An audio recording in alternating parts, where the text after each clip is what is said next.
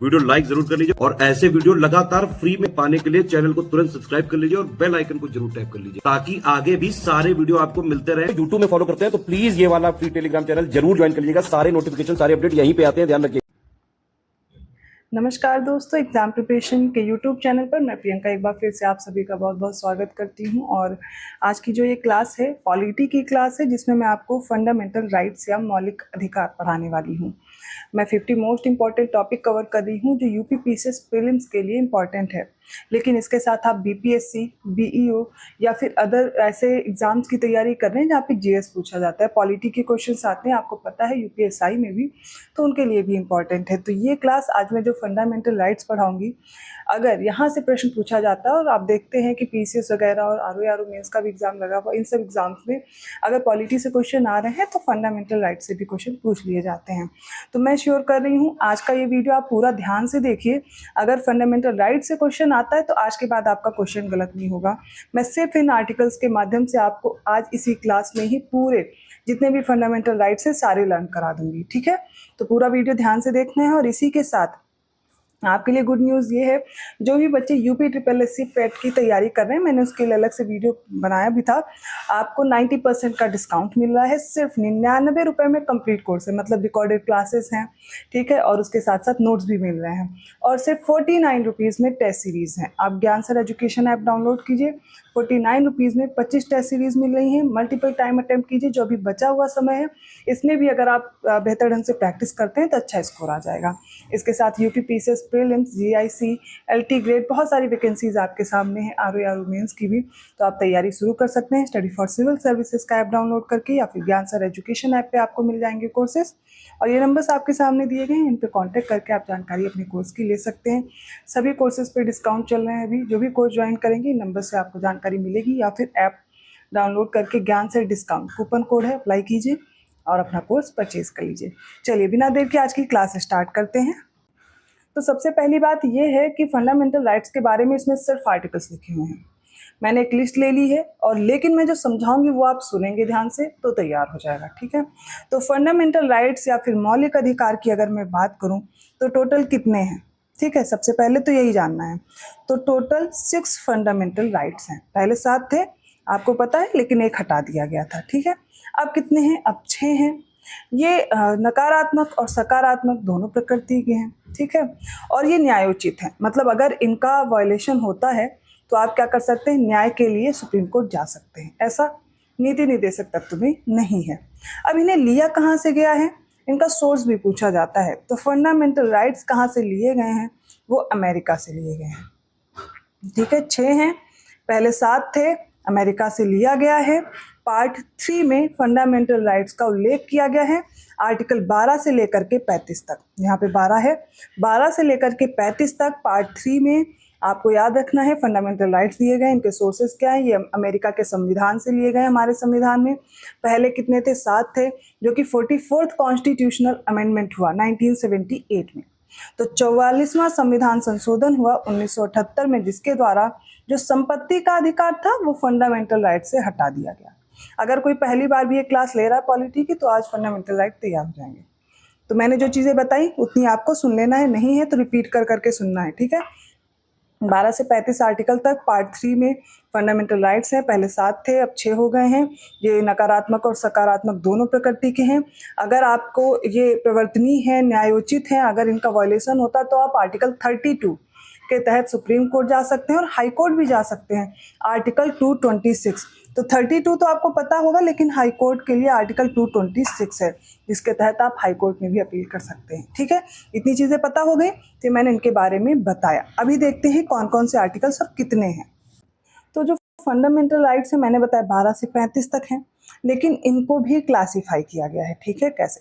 तो सबसे पहले 14 से लेकर के 18 तक, तो 14 से 18 आर्टिकल तक ये आपके सामने लिखे हैं, ठीक है। ये समानता का अधिकार है, राइट टू इक्वालिटी, ठीक है, समानता का अधिकार है। तो ये पहला अधिकार है जो आपको दिया गया है, समानता का अधिकार, आर्टिकल 14 से 18, ठीक है, पहला हो गया। नेक्स्ट देखिए 19 से 22, 19 से 22 तक, ठीक है, ये रहे, ये है स्वतंत्रता का अधिकार।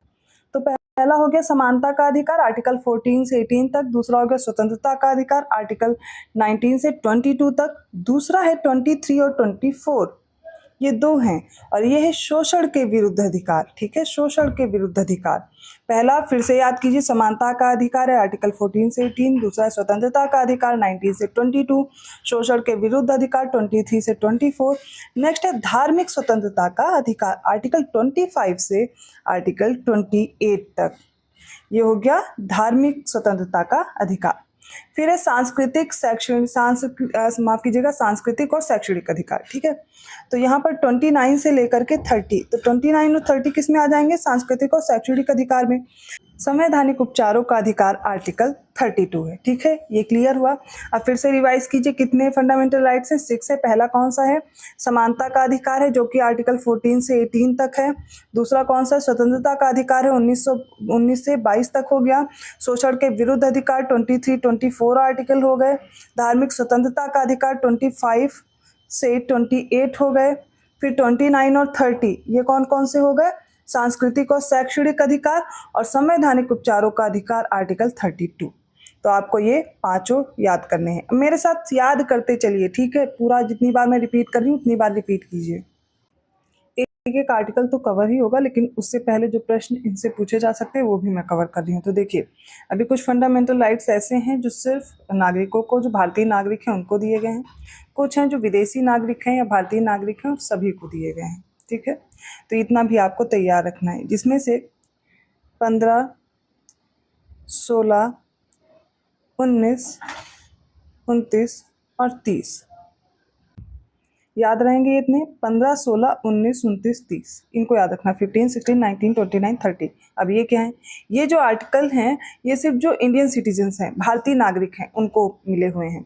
इसके अलावा सारे जो बचे हुए हैं जैसे कि 14, 20, 21, 21A, 22 से लेकर के 28 तक, ये सारे किसको मिले हैं, तो भारतीय और विदेशी दोनों नागरिकों को मिले हुए हैं। ठीक है, इतना याद रखिएगा। अब क्या होता है कि जब मैं आगे चीज़ें बताऊंगी, पहले मैं सारे फंडामेंटल राइट डिस्कस कर लेती हूँ। तो जो आर्टिकल 12 है, सबसे पहले परिभाषा दी गई है। किसकी परिभाषा, तो राज्य की परिभाषा। राज्य क्या है, जो हमारा देश है इसी को संविधान में राज्य कहा गया। ठीक है, तो राज्य की परिभाषा है, इसमें संसद आते हैं, संघ सरकार आ जाती है, राज्य विधानमंडल, राज्य सरकार भी आती है, स्थानीय प्राधिकारी आते हैं, कुछ अन्य प्राधिकारी आते हैं। तो एक परिभाषा दी गई है कि राज्य क्या है और किसके विरुद्ध आपको ये अधिकार दिए गए हैं। नेक्स्ट है आर्टिकल 13, तो मूल अधिकारों से असंगत या उनका अल्पीकरण करने वाली विधियां, ये क्या है। तो देखिए क्या हुआ कि आर्टिकल 13 में जैसे संविधान निर्माण हुआ, उससे पहले की कुछ विधि हैं, उससे बाद की कुछ विधियों से सुरक्षा, इस तरीके से, और विधि परिभाषा दे दी गई कि विधि क्या है। अब इसके बाद 13 क्लॉज 4 में क्या बताया गया कि जो आर्टिकल 368 है, इसके द्वारा अगर कोई विधि बनाई गई है तो ये जो आर्टिकल 13 क्लॉज 2 है ना, इसके तहत वो विधि नहीं मानी जाएगी। अब आपको कंफ्यूज नहीं होना है, सिर्फ आपको ये याद रखना है, मैंने समझाने के लिए बताया, बट आपको याद रखना अगर मूल अधिकारों को असंगत या उनका कोई अल्पीकरण करने वाली विधि बनी है तो वो शून्य हो जाएगी। वो उस हद तक शून्य हो जाएगी जिस हद तक वो मौलिक अधिकारों का हनन कर रही है। ठीक है, पहले तो आपको ये हो गया 13। अब शुरू करते हैं स्वतंत्रता का अधिकार। ठीक है, समानता का अधिकार, माफ कीजिएगा, राइट टू इक्वालिटी, आर्टिकल 14 से लेकर के 18 तक। तो पहला आर्टिकल यही है, आर्टिकल 14। इसमें विधि के समक्ष समता और विधियों के समान संरक्षण की बात की गई है। अब ये क्या है, तो देखिए आर्टिकल 14 क्लॉज 1 में किसकी बात की गई, विधि के समक्ष समता की, और आर्टिकल 14 क्लॉज 2 में विधियों के समान संरक्षण की बात की गई है।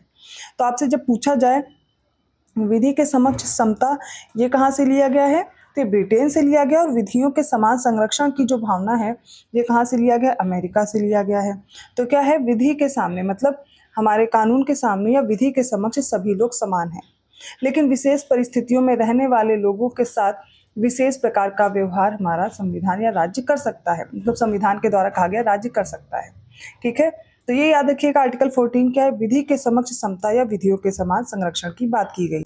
अगर मैं और आसान शब्दों में समझाऊं तो राज्य भारत के राज्य क्षेत्र में किसी व्यक्ति को विधि के समक्ष समता या समान संरक्षण से वंचित नहीं करेगा।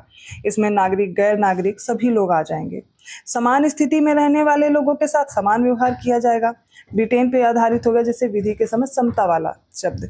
अब जो विधियों के समान संरक्षण की बात है, जैसे असमान स्थिति में कोई रह रहा है, वंचित वर्ग हैं, उनके साथ सकारात्मक भेदभाव करेंगे। सकारात्मक भेदभाव मतलब उनके लिए कोई अलग से कानून बनाया जा सकता है, उनके लिए कुछ अच्छा कार्य किया जा सकता है, तो इसको कहा जाता है विधियों का समान संरक्षण। ठीक है, याद रहेगा। चलिए आगे देखते हैं अगला वाला, तो वो है आर्टिकल 15। आर्टिकल 15 क्या कहता है? धर्म, मूल वंश, लिंग और जन्म स्थान, इनके आधार पर राज्य विभेद नहीं करेगा। फिर से सुनिए, राज्य किसी नागरिक के विरुद्ध केवल धर्म, मूल वंश, जाति, लिंग, जन्म स्थान या इनमें से किसी भी आधार पर भेदभाव नहीं करेगा। अब किन किन आधार पे क्या क्या भेदभाव नहीं करेगा?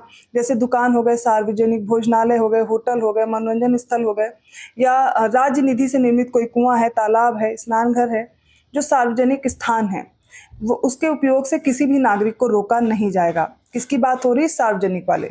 ठीक है, स्त्री या बालक के लिए कोई विशेष उपबंध कर दे राज्य, ये भी आर्टिकल 15 में आता है।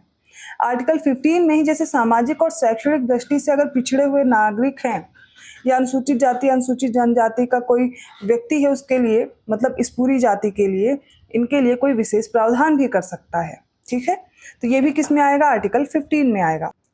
मान लीजिए कोई शिक्षण संस्थान है, सामाजिक और शैक्षणिक दृष्टि से पिछड़े हुए नागरिक हैं, तो उनके लिए भी प्रवेश के लिए विशेष प्रावधान कर सकता है राज्य। ठीक है, इसी में एक पूछा जाता है कॉन्स्टिट्यूशनल अमेंडमेंट, आर्टिकल 15 क्लॉज 6 में। ठीक है, ये ऐड किया गया बाद में। ये क्या कहता है? तो राज्य द्वारा आर्थिक रूप से कमजोर वर्ग की उन्नति के लिए शिक्षण संस्थानों में उनके प्रवेश के संबंध में प्रावधान किया गया, 10% आरक्षण दिया गया इसी में। तो आपको दो याद रखने, एक 16 में भी है और एक 15 में भी ये है। ये 103वां संविधान संशोधन हुआ था 2019 में, तब शामिल किया गया। ठीक है, ये याद रहेगा। तो आपको आर्टिकल 15 में क्या याद रखना है कि धर्म, मूल वंश, लिंग और जन्म स्थान के आधार पर विभेद नहीं। आपको मैं इतना इसलिए समझा रही हूँ कि आपको मतलब याद हो जाए, सुनने से थोड़ी चीजें समझ में आ जाएंगी। आर्टिकल 15 हो गया, आर्टिकल 16 देखें। चलिए ठीक है, आर्टिकल 16 देख लेते हैं। अब इसमें क्या कहा गया है कि लोक नियोजन के विषय में अवसर की समता। मतलब आर्टिकल 16 में कहा गया है सभी नागरिकों के लिए लोक नियोजन में अवसर की समानता का प्रावधान राज्य करेगा।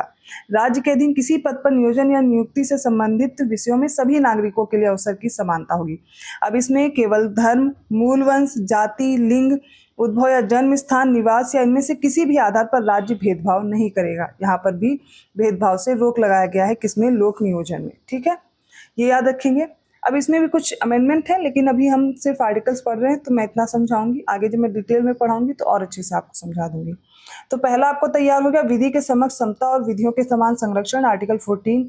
आर्टिकल 15, धर्म, मूल वंश, लिंग, जन्म स्थान के आधार पर राज्य विभेद नहीं करेगा। और फिर हो जाता है आर्टिकल 16, लोक नियोजन के विषय में अवसर की समानता होगी, जिसमें केवल धर्म, मूल वंश, जाति, लिंग, उद्भव या जन्म स्थान, निवास या इनमें से किसी भी आधार पर राज्य द्वारा विभेद नहीं किया जाएगा। ठीक है, मैंने 16 में बताया था कि जैसे आर्टिकल 15 क्लॉज 6 में एक अमेंडमेंट हुआ था। ठीक है, 103वें संविधान संशोधन 2019 के द्वारा एक इसमें और क्लॉज जोड़ा गया, वो 16 क्लॉज 6 है, EWS वाला, जिसमें क्या होता है राज्य लोक नियोजन में आर्थिक रूप से जो कमजोर वर्ग है उनके लिए 10% आरक्षण देगा। ठीक है, ये है। इसके अलावा भी और इसमें अमेंडमेंट हुए, लेकिन जो इंपॉर्टेंट है वो बताती चल रही हूँ। अब आर्टिकल 17 आ जाता है।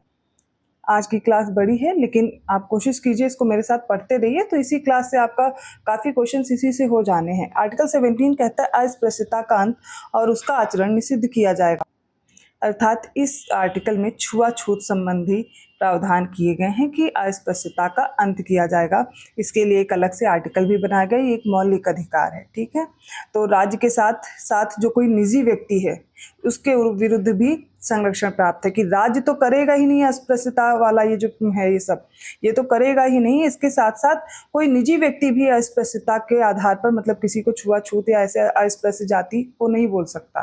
तो ये भी इस आर्टिकल 17 में दिया गया। तो कुछ आपसे प्रश्न पूछे जा सकते हैं कि राज्य के साथ साथ निजी व्यक्ति के विरुद्ध भी कौन कौन से मौलिक अधिकार प्राप्त है, तो उसमें एक आर्टिकल 17 आ जाता है। जैसे क्या होता है, कोई पवित्र अपवित्र मानता है, छुआछूत नीची जाति का या ऐसा कुछ, आप जानते होंगे कि हमारे जो पिछले इतिहास पढ़ते आ रहे हैं तो पहले ऐसा होता था। तो इसको खत्म करने के लिए आर्टिकल 17 लाया गया, अस्पृश्यता का अंत करने के लिए। तो कोई निजी व्यक्ति भी, हम और आप भी और राज्य भी ऐसा भेदभाव नहीं करेगा, अस्पृश्यता का अंत किया जाएगा आर्टिकल 17 के तहत। अगला है आर्टिकल 18। ठीक है, अभी मैं रिवाइज कराऊंगी, ठीक है, उसके लिए परेशान नहीं होना है। आर्टिकल 18 में उपाधियों का अंत दिया गया, मतलब सेना या विद्या संबंधी सम्मान के सिवाय सभी उपाधियों पर रोक लगाई गई है। तो राज्य द्वारा सैन्य और शिक्षा क्षेत्र छोड़ दिया गया, इसके अलावा किसी भी क्षेत्र में उपाधि नहीं दी जाएगी। ठीक है, भारत का कोई नागरिक किसी विदेशी राज्य से भी कोई उपाधि नहीं लेगा। कोई व्यक्ति जो भारत का नागरिक नहीं और राज्य के अधीन कोई लाभ या विश्वास के किसी पद को धारण कर रहा है, किसी विदेशी राज्य से अगर उसको उपाधि लेनी है तो राष्ट्रपति की सहमति के बिना वो भी स्वीकार नहीं करेगा। तो यहाँ पर सीधी बात की गई है कि सिर्फ सैन्य और शिक्षा, ठीक है, इनको छोड़ करके किसी भी क्षेत्र में उपाधि राज्य द्वारा नहीं दी जा सकती। ठीक है, इतना याद रहेगा। अब देखिए फिर से रिवाइज कीजिए। आर्टिकल 14 विधि के समक्ष समता और विधियों के समान संरक्षण। आर्टिकल 15 धर्म, मूल, वंश, लिंग, जन्म स्थान आधार पर विभेद नहीं करेगा। आर्टिकल 16 लोक नियोजन के विषय में समता जो होगी, अवसर की समता होगी। अस्पृश्यता का अंत और उपाधियों का अंत। तो आर्टिकल 14 से 18 तक तैयार हो गए होंगे। नहीं याद हुआ, एक बार रिपीट करके वीडियो देखेंगे तो आप आंखें बंद करके सोचिएगा आपको याद आ रहा है कि नहीं आ रहा है, इसी तरह याद करना। तो पहला हो गया, समानता का अधिकार करा दिया है। ठीक है, मैं कोशिश कर रही हूँ कि आपको जितने अच्छे से हो सके इनको लर्न करा दूँ। ठीक है, दोबारा आपको ज़रूरत ही ना पड़े कहीं और से बार बार पढ़ने की, लेकिन वीडियो आपको ध्यान से सुनना पड़ेगा क्योंकि मैं बहुत ज़्यादा लिख नहीं रही हूँ। आर्टिकल्स आपके सामने हैं। तो अगला है आर्टिकल 19। तो ये कहता है कि 6 अधिकारों की हमें सुरक्षा प्रदान कर रहा है। कैसी स्वतंत्रता है ये? वाक और अभिव्यक्ति की, सम्मेलन की, संघ की, संचरण की, निवास की और वृत्ति की। तो इतनी स्वतंत्रताएं हमें आर्टिकल 19 की तहत दी गई हैं, मतलब स्वतंत्रता का अधिकार है एक तरह से। तो 6 मूलभूत स्वतंत्रता और उन पर युक्त प्रतिबंध का भी प्रावधान है। अब ये 6 कौन कौन सी हैं? जिसमें वाक और अभिव्यक्ति की स्वतंत्रता दी गई है, सम्मेलन की स्वतंत्रता है, संघ बनाने की है, संचरण और निवास और वृत्ति की है। अब ये सब है क्या, वो मैं बताती हूँ। तो वाक और अभिव्यक्ति की स्वतंत्रता है, मतलब आप अपने विचारों या भावनाओं को लिखित रूप में, मौखिक रूप में, सांकेतिक रूप में, सार्वजनिक रूप से अभिव्यक्त कर सकते हैं। ठीक है, तो ये किसमें, जैसे प्रेस की स्वतंत्रता है वो आर्टिकल 19 में ही आता है। ठीक है, जिसमें पहली वाक और अभिव्यक्ति की स्वतंत्रता है। राष्ट्रीय ध्वज फहराने की स्वतंत्रता है, सूचना का अधिकार है, इंटरनेट तक पहुंच का अधिकार है, इवन चुप रहने का भी अधिकार, मौन धारण करने का भी अधिकार इसी में स्वतंत्रता के अधिकार में आर्टिकल 19 में आता है। इंटरनेट पर पहुंच का भी अधिकार किसमें आता है, इसी में आता है, वाक और अभिव्यक्ति की स्वतंत्रता में। दूसरी बात की जा रही है सम्मेलन। तो शांतिपूर्ण निरायुध सम्मेलन की भी स्वतंत्रता दी गई है। ठीक है, तो भारत की प्रभुता अखंडता के नाम पर, लोक व्यवस्था के नाम पर कुछ प्रतिबंध लगाए गए हैं, लेकिन आप शांतिपूर्ण तरीके से सम्मेलन कर सकते हैं। फिर आप संघ बनाने की, सहकारी संघ, सोसाइटी, इन सब बनाने का भी अधिकार आपको स्वतंत्रता के अधिकार के तहत दिया गया है।